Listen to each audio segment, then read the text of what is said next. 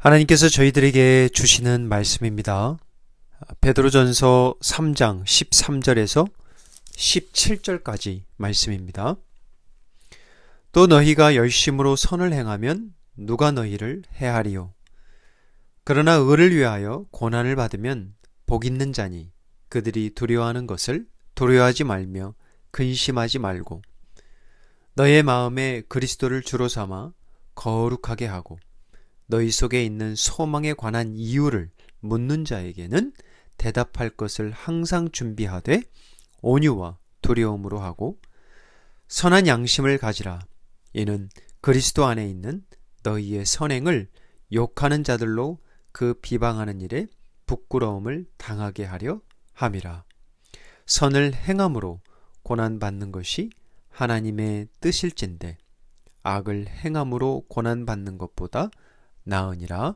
아멘. 오늘 말씀은 지난주 말씀의 연장선입니다. 하나님께서 지난주에 악에 대한 말씀을 자주 주셨는데요. 악을 악으로 욕을 욕으로 갚지 말고 도리어 복을 빌라 하셨습니다. 생명을 사랑하고 좋은 날 보기를 원하는 자는 혀를 금하여 악한 말을 그치며 그 입술로 거짓을 말하지 말라 하셨습니다. 악에서 떠나 선을 행하고 화평을 구하라 하셨습니다. 그리고 이 땅에는 의인과 악인의 두 부류밖에 없다 하셨는데 주의 눈은 의인을 향하시고 주의 귀는 의인의 간구에 기울이시는 반면에 주의 얼굴은 악행하는 자들을 대하신다 말씀하셨습니다. 그래서 오늘 본문 시작은 자연스럽게 선과 의인에 대한 말씀을 하십니다. 의인이란 겨자씨 믿음이라 할지라도 주 예수 그리스도를 믿는 자들을 말합니다. 예수 그리스도의 핏뿌림을 받은 자들이죠. 성령의 은혜를 힘입어 거룩한 의의 옷을 입은 자들을 말하죠. 이러한 믿음의 사람들, 이러한 하나님의 자녀들, 저와 여러분과 같은 주님의 은혜로 의인된 자들이 항상 준비해야 할 세 가지가 있다 하십니다. 자, 첫 번째는 의를 위한 고난을 항상 준비하라 하십니다. 자, 13절 한번 읽어볼까요? 또 너희가 열심으로 선을 행하면 누가 너희를 해하리요? 이 말씀은 통상적인 세상의 이치를 말하죠. 우리가 열심으로 선을 행하면, 즉 악을 악으로 갚지 않고 욕을 욕으로 갚지 않고 악을 떠나 선을 행하고 화평을 구하고 이렇게 살면 사실 통상적으로 이러한 자들에게는 뭐가 와요? 칭찬이 오죠. 칭송이 따라옵니다.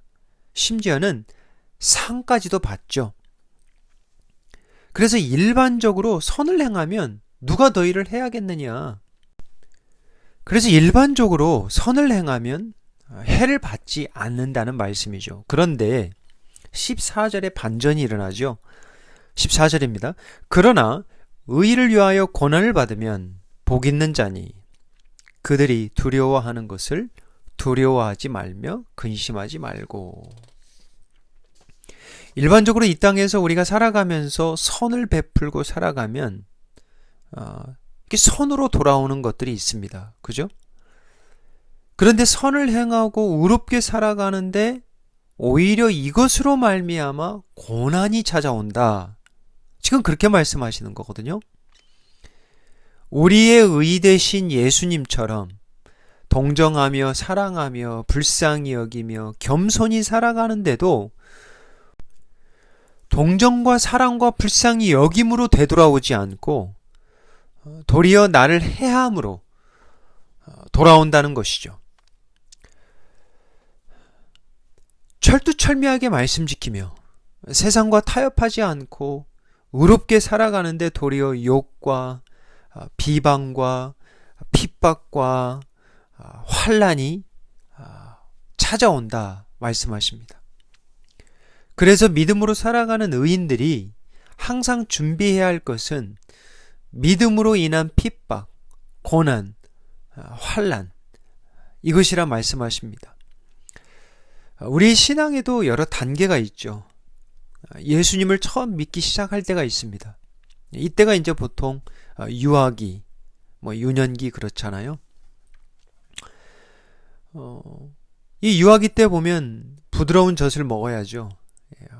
이러한 성도님들은 많은 관심과 케어와 양육이 필요합니다.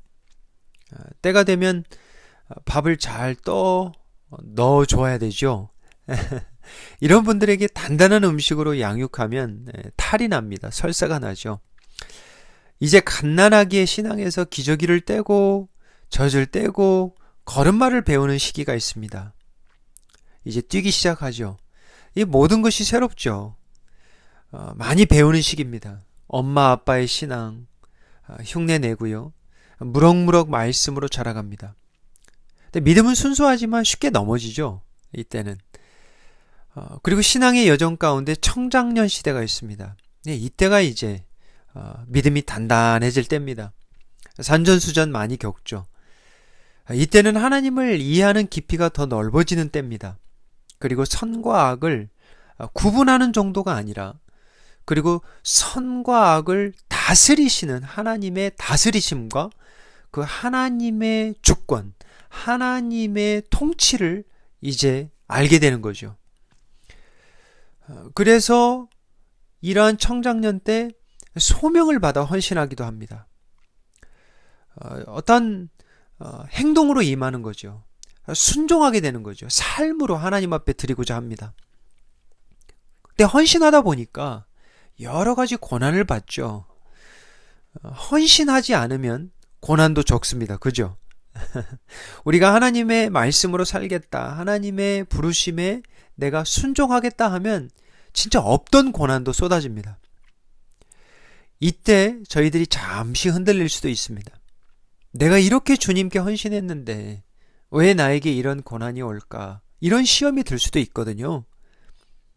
그래서 오늘과 같은 이 말씀, 주를 위해서 살아갈 때 의를 위한 고난은 하나님이 주시는 복이다 라고 말씀하십니다. 옳은 이런 말씀을 받으셔야 되겠죠.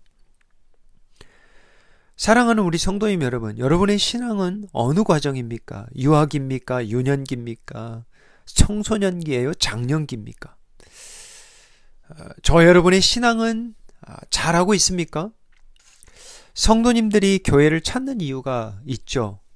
적지 않은 경우, 대부분의 경우가 위로를 받고 사랑과 관심과 은혜를 받기 위해서 옵니다. 맞아요. 그래야 교회 되죠. 교회가 세상과 다를 게 뭐가 있겠습니까? 그러면 이러한 변치 않는 사랑과 섬김과 은혜가 없다면 세상과 다를 게 뭐가 있어요? 근데 이제 많은 경우 섬기려 하기보다는 섬김을 받고자 교회를 찾아오죠. 근데 이건 당연한 것 같아요. 섬김을 받다 보면 결국은 이제 섬기는 자로 우리가 쓰는데 시간이 좀 걸리죠. 그리고 교회 안에는 항상 섬김을 받으려고 하는 분들만 있는 게 아니에요. 교회 안에는 섬기려 하려고 하는 분들이 있어요. 믿음이 장년과 같은 분들이 있다는 거죠. 믿음이 어린아이와 같은 성도들을 보살피고 배려하고 양육하고 더 헌신하고 더 기도하고 더 사랑하는 분들이 교회마다 있습니다. 그래서 이 고난이 찾아올 때 고난을 피하고 숨고 고난이 없는 곳을 막 찾아다니기보다는 오히려 그 고난의 자리를 지키면서 주의 나라를 구하면서 성도들을 더 열심히 섬기는 성도들이 꼭 있어요. 감사하게도 주 은혜를 생각할 때마다 참 더 편한 교회, 더 안락한 교회 주위에 많죠. 그럼에도 불구하고 우리 주 은혜를 지키고자 함께 헌신하고 고난 중에 함께 나아가는 성도들이 있음에 이건 보통 축복이 아닙니다. 14절 말씀 한번 다시 확인해 보겠습니다.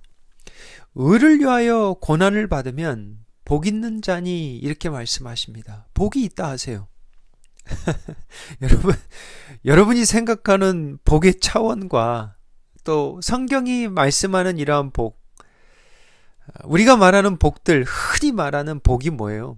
장수의 복, 그것도 복이죠.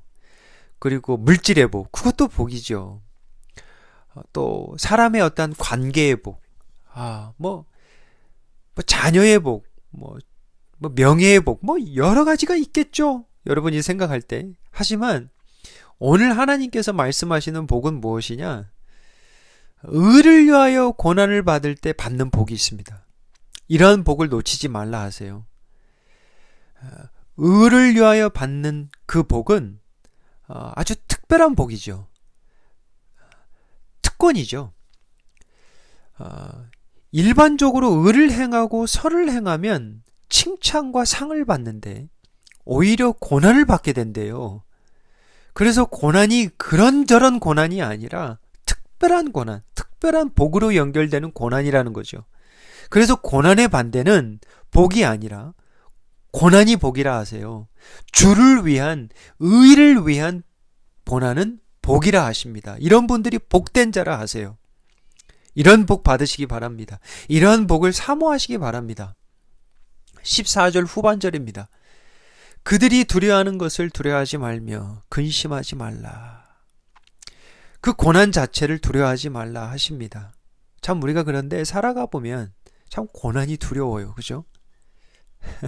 사람이 두렵고요. 걱정, 근심 끊임없이 찾아오고요. 고난 중에 저와 여러분이 진정으로 두려워해야 할 대상은 주님이라 하시는 거죠. 고난 가운데서도 저와 여러분과 함께 하시는 주님. 히브리서 5장 8절 말씀처럼 고난으로 순종을 배우셨던 주님. 우리도 배워야 되는 거죠. 로마서 5장 3절의 말씀처럼 환난을 인내로, 인내를 연단으로, 연단을 소망으로 이루어 가시는 주님을 두려워해야 되는 것이죠. 갈라디아서 6장 9절 말씀에 우리가 선을 행하되 낙심하지 말고 포기하지 말아야 할 것은 때가 되면 주님이 반드시 거두시기 때문입니다. 아멘. 우리 교회 역사에 그 획을 긋는 여러 그 교부들이 있죠. 그 중에 한 사람이 그 터툴리언이라는 분이 있습니다. 160년 정도에 태어나서 240년까지 사역을 하셨는데 3세기죠. 그러니까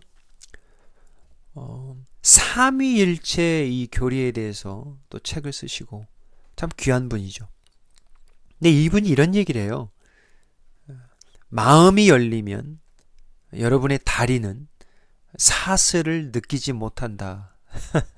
참 그 당시에 얼마나 기독교의 박해가 심했는지 알 수 있는 이런 말이죠. 그러면서 이런 얘기를 하죠.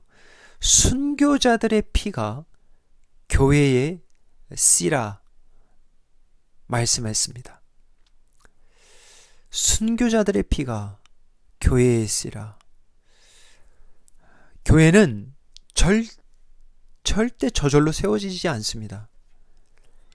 주님의 몸된 교회는 절대 그냥 자라지 않아요. 예수님도 고난으로 순종을 배우셨다 하시잖아요. 우리가 고난 가운데 순종을 배워나갈 때, 예수님의 순종으로 나아갈 때 우리의 믿음도 성장하고 주님의 몸된 교회도 성장합니다. 살아가는 거죠. 살아있는 거죠. 꿈틀거리는 거죠. 저와 여러분이 전보다 더 믿음으로 살아가는데 고난이 찾아옵니까? 오늘 말씀을 받으시기 바랍니다. 복 있는 자라 하십니다. 왜 복인가? 믿음의 증거이기 때문이에요. 의를 위해 살아간다는 증거이기 때문이에요. 의를 위한 고난은 예수님을 믿는 믿음의 증거입니다. 그렇기 때문에 복이라 하세요. 복 있는 자라 하세요. 믿음이 살아있다는 거죠. 믿음으로 살아가는 의인들이 항상 준비할 것은 을을 위한 고난입니다. 자, 믿음으로 살아가는 자들이 두 번째로 항상 준비할 것은 너희 속에 있는 소망입니다. 소망. 15절입니다. 너희의 마음에 그리스도를 주로 삼아 거룩하게 하고 너희 속의 소망에 관한 이유를 묻는 자에게는 대답할 것을 항상 준비하되 온유와 두려움으로 하고. 우리가 살아가면서 항상 준비하는 것이 있죠. 여러분들도 나름 집을 잠시 떠나거나 여행을 한다거나 준비하고 있는 것들이 있을 거예요. 구급약 같은 것, 그리고 평상시에 여러분이 드시는 그런 것들 항상 준비해야 되죠. 만일을 대비해서. 그렇죠? 지금과 같은 팬데믹 시대에는 죽음을 준비합니다. 사랑하는 가족들과 성도들과 언제 이별을 해야 될지 모르니까 항상 준비하고 사는 거죠. 여러분 가정에 또는 사업장에 언제든지 불이 날 수 있잖아요. 도둑이 들 수 있고요. 보험 들어 놓았을 것입니다. 자동차는 물론이고요. 살아가면서 참 자동차 사고 한번 당하지 않는 분들 참 억울하기도 하겠어요. 그죠? 평생 자동차 보험 매달 꼬박꼬박 불입했는데 왜 보험 들죠? 그만큼 가치가 있기 때문이죠. 언제든지 우리가 사고 어려운 일을 당할 수 있기 때문에 준비하는 거죠. 믿음으로 살아가는 성도들이 반드시 항상 준비해야 할 것이 또 하나가 있는데 대답할 것을 준비하라 하십니다. 너희 속에 있는 소망에 관한 이유를 묻는 자가 있거든. 얼마나 감사해요. 근데 그들에게 준비하여 대답하라 하시는 거예요. 고난 가운데에도 늘 소망을 간직하고 살아가는 여러분의 모습을 보면서 묻는 자들이 있을 수 있다 하십니다. 너는 분명 세상 사람들과 좀 달라. 형은, 선배는 뭔가 있어. 집사님, 장로님은 이러한 고난 가운데에서도 어찌 그렇게 즐거워할 수 있어요? 어떻게 그렇게 평안할 수 있어요? 내 속에 있는 그 소망에 대해서 묻는 자들에게 준비하고 있어 그 소망의 이유를 대답해 주라 하십니다. 여러분, 사람들은 소망을 품고 살아갑니다. 그 소망이 무엇이든지 간에 우리는 나름의 소망이라는 것이 있어요. 소망처럼 참 좋은 단어가 없죠. 그런데 성경에서 말하는 소망은 불확실한 것에 대한 꿈과 어떠한 예측, 희망이 아니라 확실한 것에 대한 믿음을 말하는 거예요. 다시 말해서 신자가 가지고 있는 소망은 우리의 소망 대신 하나님을 믿음으로 이미 하나님의 뜻하심이 반드시 이루어질 것을 의심치 않는 믿음을 말하는 거예요.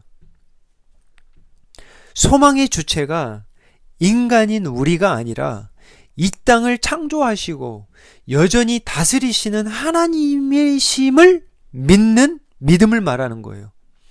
그래서 예수님을 주인으로 믿고 살아가는 자들은 고난 중에도 소망 중에 즐거워할 수 있는 것입니다.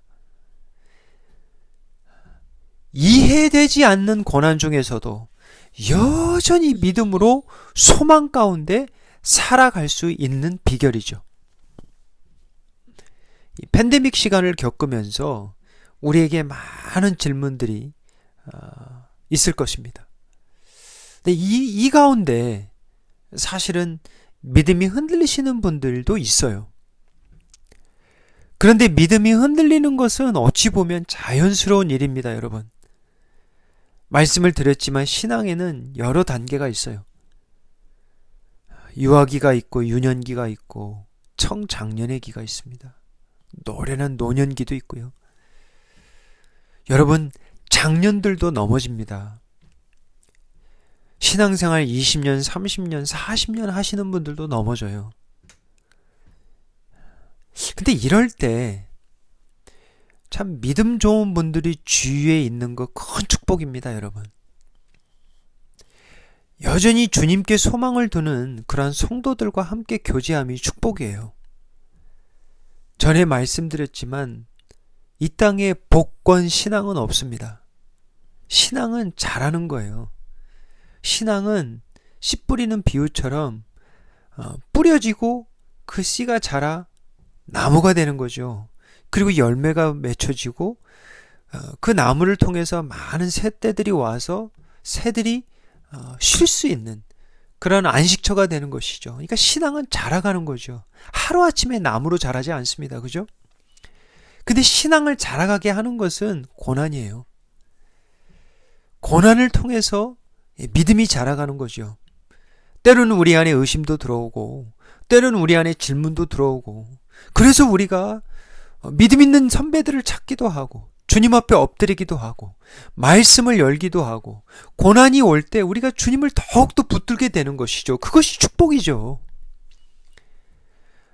이 베드로전서를 썼던 베드로도 여러분 아시잖아요. 그 어느 누구보다도 참 뜨겁게 예수님을 사랑했던 사람이에요. 그 어느 누구보다도 가깝게 쫓았던 사람입니다. 오늘이 종려주일이잖아요. 예수님이 나귀 타고 예루살렘 입성하실 때 사람들이 얼마나 예수님을 환호했습니까? 호산나 호산나 우리를 구원하소서, 다윗의 아들이요 우리를 구원하소서 환호를 했어요. 그때 베드로가 있었습니다. 베드로를 따라다니면서 무슨 생각이 들었겠어요? 예루살렘 입성할 때 무슨 마음이 들었겠어요? 정말 예수님 잘 쫓았다. 여기까지 왔다. 고생했는데 보람이 있다. 사람들로부터 저 영광, 사람들로부터 저러한 칭송. 야, 참 믿음 생활이 괜찮다. 이제 예수님 앞장 세워서 저 지긋지긋한 저놈들, 원수들 다 물리치고 이 땅 위에, 이 성전 위에 다시 한번 다윗의 시대에 누렸던 그러한 힘과 능력과 권세를 온 천하에 한번 알리고 싶다. 이런 마음이 들었을 거예요. 그런데 그 주 목요일 밤에 예수님이 힘 한 번 쓰지 못하고 붙들려 끌려가시는 것을 베드로가 보았잖아요. 산헤드린 공회 그리고 로마 총독 빌라도 앞에서 결국은 십자가형을 받는 모습을 보면서 베드로는 모르긴 몰라도 분명 좌절했을 거예요. 예수님도 결국에는 별다른 분이 아니었네. 예수님에 대한 믿음이 크게 흔들렸을 겁니다. 고난이 오니까. 그리고 자기가 이해되지 않는 일들이 일어나니까. 하지만 예수님을 부인하고 저주까지 했던 베드로에게 부활하신 예수님이 찾아오셔서 용서해 주십니다. 그것을 통해 베드로는 믿음이 무엇인지 그리고 소망이 무엇인지 확신하게 되는 거예요. 그래서 베드로가 산 소망에 대해서 말씀하잖아요. 베드로전서 우리 1장 3절 받은 말씀인데 우리 주 예수 그리스도의 아버지 하나님을 찬송하리로다. 그의 많으신 긍휼대로 예수 그리스도를 죽은 자 가운데서 부활하게 하심으로 말미암아 우리를 거듭나게 하사 뭐라고요? 산 소망이 있게 하시며. 베드로에게 이제 예수님이 그의 산 소망이 되어버린 거죠. 베드로전서 1장 21절에 가보세요. 너희는 그를 죽은 자 가운데서 살리시고 영광을 주신 하나님을 그리스도로 말미암아 믿는 자니 너희의 믿음과 소망이 하나님께 있게 하셨느니라. 믿음과 소망은 친구입니다. 뗄래야 뗄 수가 없어요. 믿음과 소망은 같이 갑니다. 믿음이 있다 하면 소망이 있다는 말씀이죠. 예수 그리스도의 부활을 믿는 자들 맞으십니까? 여러분의 마음속에 예수님을 주인으로 모시고 살아가시는 분 맞습니까? 예수님이 저 여러분의 산소망 되십니까? 아니면 소망 없는 자들처럼 살아가고 있습니까? 그러면 어찌 소망 없는 자들이 우리 안에 있는 소망을 물어볼 수 있겠습니까? 이 땅의 삶이 내 삶의 전부인 것처럼 살면 어찌 믿지 아니하는 자에게 산 소망 대신 예수님을 전할 수 있겠습니까? 요즘 북한 선교학교를 통해서 개인적으로 많은 은혜와 도전을 받습니다. 지난주에는 북한에 있다가 중국에 잠시 나가서 돈을 벌러 나갔다가 이게 잘못 풀린 거죠. 팔리거나 붙들려 살아가는 인신매매나 또는 여러 번 통해서 여기저기 남자들에게 팔려가면서 살아가는 그런 탈북 자매님들, 이런 분들을 양육하는 선교사님들 통해서 하나님이 하시는 일들을 들었습니다. 이게 이제 평강공주 사역이라고 하는데요. 놀라운 것은 팬데믹 이전보다 더 많은 이 영혼들이 온라인으로 연락하고 교제하고 예배드린다고 합니다. 음지에서 오랫동안 살았던 이들이 여러분 왜 연락하는지 아십니까? 이 가운데는 진짜 하나님을 믿고 싶어서 오시는 분들도 있지만, 근데 이 가운데에는 왜 연락을 하냐면 누군가에게 하소연하고 싶다는 거죠. 누군가에게 자신의 고통과 아픔과 고난과 학대를 그저 하소연하고 싶다는 거예요. 예수님이 누구인지도 모르고 그분을 믿고 싶어서 찾아온 것도 아닌데 그저 그러나 하나님이 계시다면, 진짜 하나님이 있다면 그런 분들, 그분에게 그냥 하소연하고 싶어서 찾아온다는 것이죠. 그리고 선교사님을 만나서 또 하소연하고 싶고, 어떤 분들은 이들을 정죄할 수도 있어요. 너희들이 뿌린 것을 거두는 것이라고. 어떠한 자들은 이런 사람을 돕는 것은 불법이라 또 생각하시는 분들도 있어요. 하나님의 뜻은 어디에 있을까요? 예수님이라면 어떻게 하셨을까요? 항상 그렇게 생각해 봐야 돼요. 예수님도 이들을 정죄하고 너희들은 불법을 저지른 자라고 거기서 고생 마땅해야 된다고 그렇게 말씀하셨을까요? 아니면 예수님이 찾아가셔서 그들에게 위로하시고 그들에게 복음을 주시고 그들에게도 소망을 주시고자 하셨을까요? 저는 후자라고 믿습니다. 참 놀랍게도 이런 자매님들이 비록 그러한 음지 같은 곳에서, 어두운 곳에서 여전히 불법자로 살아가지만 예수님을 영접하고 나면 그곳에서 낳은 자녀들 있잖아요. 믿음으로 양육하고 살아간다는 것이죠. 예수의 빛된 복음으로 인하여 이제는 소망이라는 것을 가지고 살아간다는 거죠. 그동안은 소망은 어찌 보면 사치라고 생각을 했던 거죠. 나에게 어떤 소망이 있을까? 근데 예수님을 믿고 난 이후에는 소망이라는 것이 생겨나는데, 믿음으로 자녀들을 키워서 양육하고 싶은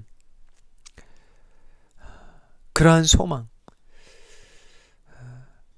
문이 열려서 가족들에게 돌아가고 또 부모와 형제를 다시 만나는 그러한 소망, 참 소박한 소망이지만 이들에게는 예수를 만남으로 인해서 이러한 소망이 걷잡을 수 없이 커지게 됐다는 것이죠. 새롭게 살아가는데 무엇이 필요할까요? 소망입니다. 하나님이 하실 거라는. 확신하는 것은 이분들 가운데 요셉과 같은 자녀들이 나올 겁니다. 하나님이 미리 준비하여 두심을 믿습니다. 참 제게 도전이 되었던 것은 이러한 생명을 살리는 사역을 위해 힘써 섬기시되 감옥까지 가실 준비하시며 섬기는 분들이 있다라는 것. 왜일까요? 왜 이러한 고난을 마다하지 않을까요? 그들은 한결같이 말합니다. 하나님의 부르심이요. 하나님이 그들에게 나에게 주신 사명이라고. 하나님이 반드시 이 생명 구하는 일을 계속해서 하실 것이라는 것을 확신하고 하나님께 소망두며 이러한 생명 구원 일에 더욱더 헌신하는 자들이 있다는 거죠. 사랑하는 우리 성도님 여러분, 저와 여러분의 소망은 무엇입니까? 단순한 희망사항이 아니라 하나님이 반드시 이루실 것이라는 소망은 있는지요? 하나님이 저와 여러분을 통해 하시고자 이루시고자 하는 것들이 있을 겁니다. 또한 우리 주은혜를 통해서 하시고자 하는 일들이 있을 거예요. 우리가 잘 분별해야겠죠. 믿음은 소망으로 이어져야 됩니다. 믿는 자들이 항상 준비해야 할 것, 첫 번째는 믿음 가지고 살아갈 때 받게 되는 고난, 두 번째는 우리 안에 있는 소망 대신 예수님을 소개하는 것, 믿음이 소망으로 연결되는 것, 그리고 세 번째는 선한 양심입니다. 16절입니다. 선한 양심을 가지라. 이는 그리스도 안에 있는 너희의 선행을 욕하는 자들로 그 비방하는 일에 부끄러움을 당하게 하려 함이라. 양심이라 말하지 않고 착한 양심, 선한 양심이라 말씀하십니다. 믿는 자들의 양심은 믿지 않는 자들의 양심과 다르죠. 성령 하나님이 믿는 자들의 양심을 하나님 앞으로 인도합니다. 생명의 빛으로, 의의 빛으로 우리의 양심을 비추면 우리는 하나님의 임재 앞에 찔림을 당하고 숨고 싶어하고 자백하게 되고 통회하고 회개하는 은혜의 지경에 이르죠. 다시 말해서 하나님의 임재 안에 비추임 받는 그 양심은 결국 예수 그리스도의 보혈로 깨끗해집니다. 근데 문제는 이러한 우리의 양심을 선하게 지키는 일이에요. 마음과 생각을 지키라 그랬잖아요. 그곳에서 생명이 난다고. 맞는 얘기죠. 우리의 마음을, 우리의 양심을 선하게 항상 지키는 일. 그렇지 않으면 우리는 쉽게 세상과 타협하고 좁은 길이 아닌 멸망의 길인 넓은 길로 가려고 할 것이죠. 그래서 선한 양심이란 하나님의 말씀에 민감하게 반응함을 말하는 거죠. 우리가 악한 일을 행하면 하나님이 우리의 마음을 찔러주십니다. 우리의 선행을 욕하는 자들에게 욕으로 반응하지 않고 오히려 저들을 불쌍히 여기며 복을 빌라 하세요. 우리의 양심을 선하게 지키지 못하면 어떤 일이 발생하냐면 내가 다시 내 삶의 주인으로 돌아가려고 하는 거죠. 이게 인간의 죄성입니다. 왕노릇하려고 하는 거죠. 영적으로 말하면 마치 뜨거운 다리미에 우리의 양심이 되어도 전혀 반응하지 않는 모습으로 가버리는 거죠. 불쌍한 지경에 이르는 거죠. 사도 바울은 디모데에게 이렇게 말씀을 전합니다. 디모데전서 1장 19절입니다. 아들 디모데야, 내가 내게 이 교훈으로서 명하노니 전에 너를 지도한 예언을 따라 그것으로 선한 싸움을 싸우며 믿음과 착한 양심을 가지라.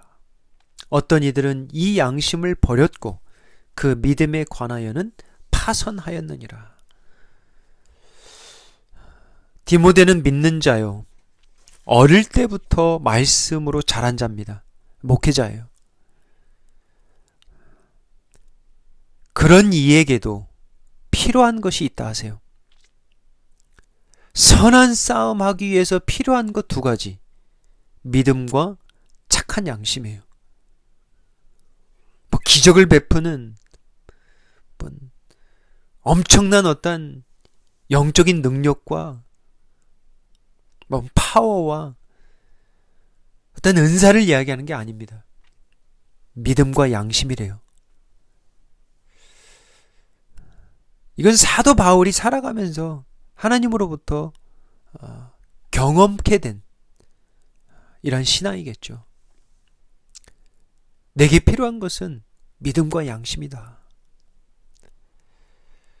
사도 바울이 그러잖아요. 어떤 이들은 이미 양심을 버렸다. 믿음에 대해서는 파선했다.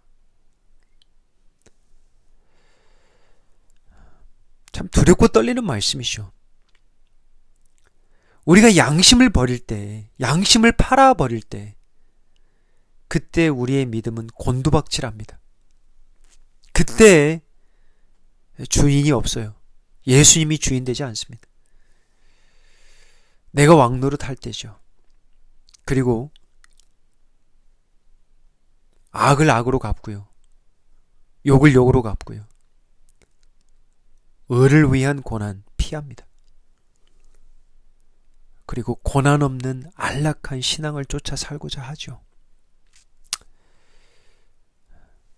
사랑하는 우리 성도님 여러분, 말씀을 맺습니다. 종료주일, 그리고 이제 고난주간입니다. 예수님께서 말씀하셨는데 요한복음 14장 1절, 너희는 마음에 근심하지 말라. 하나님을 믿으니 또 나를 믿으라. 고난 중에 저와 여러분의 믿음이 파선당하지 않는 은혜를 간구합니다. 예수님이 말씀하셨습니다. 나로 인하여, 예수님으로 인하여 실족하지 않는 자는 복이 있다 하셨습니다.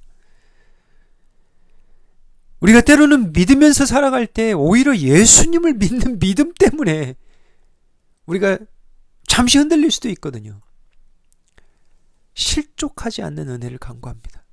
잠시 흔들려도 주님께 다시 돌아가는 은혜를 간구합니다. 요한복음 14장 2절, 예수님이 또 이렇게 말씀하시잖아요. 내 아버지 집에 거할 곳이 많도다. 그렇지 않으면 너희에게 일렀으리라. 내가 너희를 위하여 거처를 예비하러 가노니, 준비하러 가노니.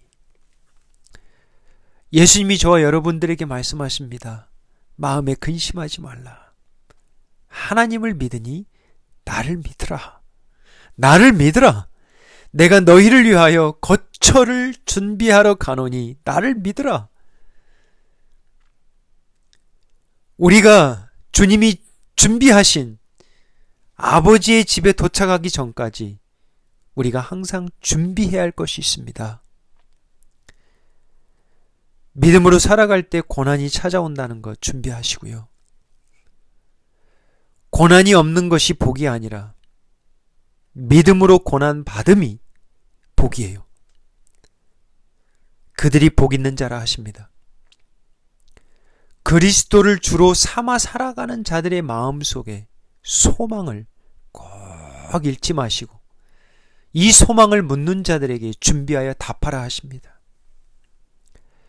하나님의 뜻을 이루고자 하는 간절한 소망이 저와 여러분의 심령에 넘치기를 간구합니다. 마지막으로 믿음과 더불어 선한 양심으로 살아가십시오. 선한 양심을 지키는 은혜를 간구합니다. 선한 양심으로 선한 싸움 마칠 때까지 주님이 함께 해주실 겁니다. 기도하겠습니다. 아버지 하나님, 우리 마음에 예수 그리스도를 주로 삼는 이 은혜를 주심에 감사합니다. 고난이 찾아올 때 우리의 주인이 누구인지 알려주옵소서. 여전히 우리가 주인이라면 우리의 주인 되신 예수님께 돌아가게 하옵시고, 예수님이 우리의 주인이라면 세상을 두려워하지 않게 하시고 주님을 경외함으로 인한 평안을 허락하여 주옵소서. 선을 행함으로 받게 되는 고난이 있다면 믿음의 증거로 알고 기뻐하게 하시고 즐거워하게 하시고 천성의 소망을 잃지 않게 하옵소서. 예수님이 준비하시는 그 아버지의 집에 모두 들어가는 은혜를 허락하여 주옵소서. 예수님의 이름으로 기도하옵나이다. 아멘.